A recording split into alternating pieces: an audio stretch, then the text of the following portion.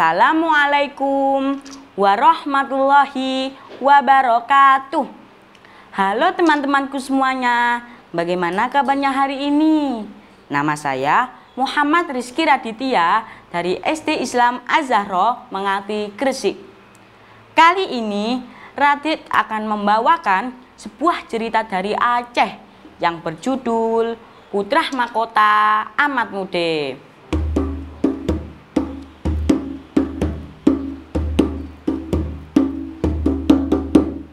Cerita ini bersumber dari www.wikibooks.org.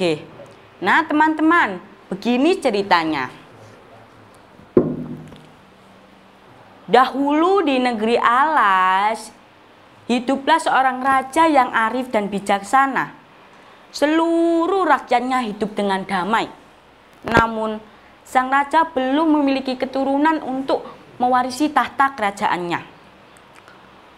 Dia selalu berdoa agar diberi keturunan. Sebulan kemudian, permaisuri pun mengandung.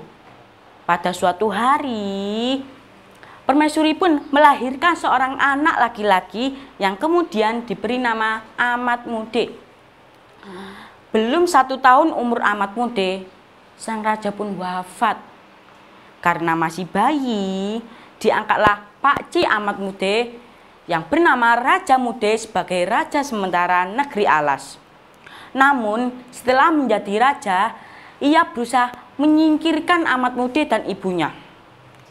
Wahai pengawal, besok pagi-pagi sekali buang permaisuri dan anak ingusan itu ke tengah hutan yang tidak berpenghuni. Hari berganti, bulan berganti tahun. Amat Mude menjadi orang yang tampan dan cerdas.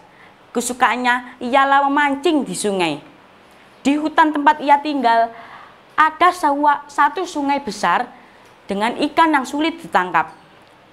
Namun, Amat Mude adalah pemuda yang tekun, rajin, dan giat. Ia dengan mudah mendapatkan ikan-ikan tersebut. Pada suatu hari, Amat Mude dan ibunya pergi ke sebuah desa di pinggir hutan tempat ia tinggal. Tanpa disangka, ia bertemu dengan saudagar kaya. Saudagar kaya itu ternyata sahabat dari sang raja dulu. Permaisuri pun menceritakan apa yang telah dialaminya. Mendengar cerita tentang permaisuri, saudagar itu langsung mengajak ke rumahnya dan membeli semua ikan-ikannya. Sesampai di rumah, saudagar itu menyuruh istrinya untuk memasak ikan. Saat memotong perut ikan, istrinya terheran-heran. Dari perut ikan tersebut keluar telur-telur ikan yang berupa emas-emas murni.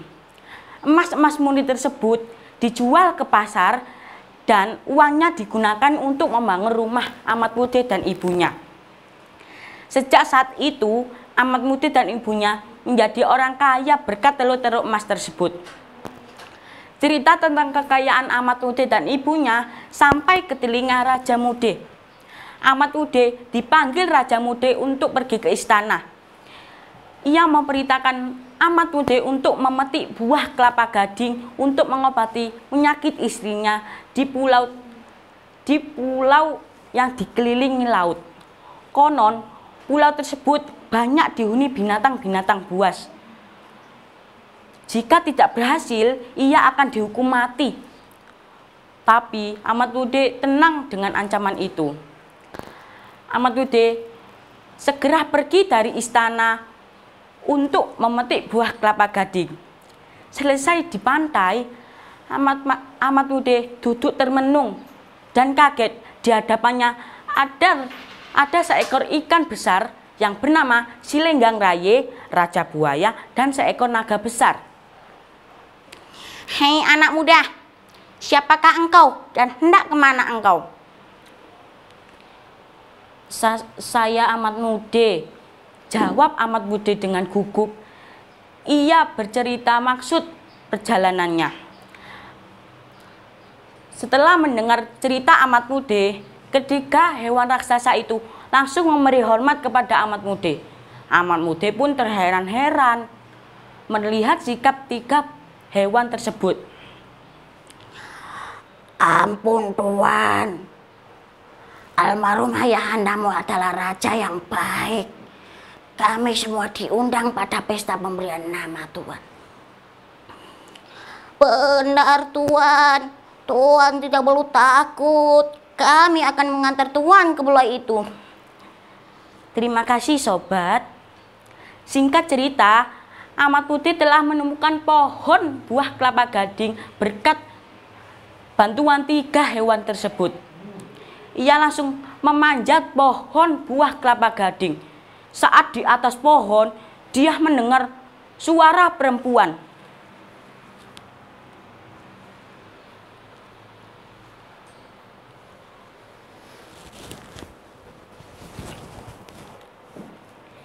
Siapapun yang berhasil memetik buah kelapa gading, dia akan menjadi suamiku.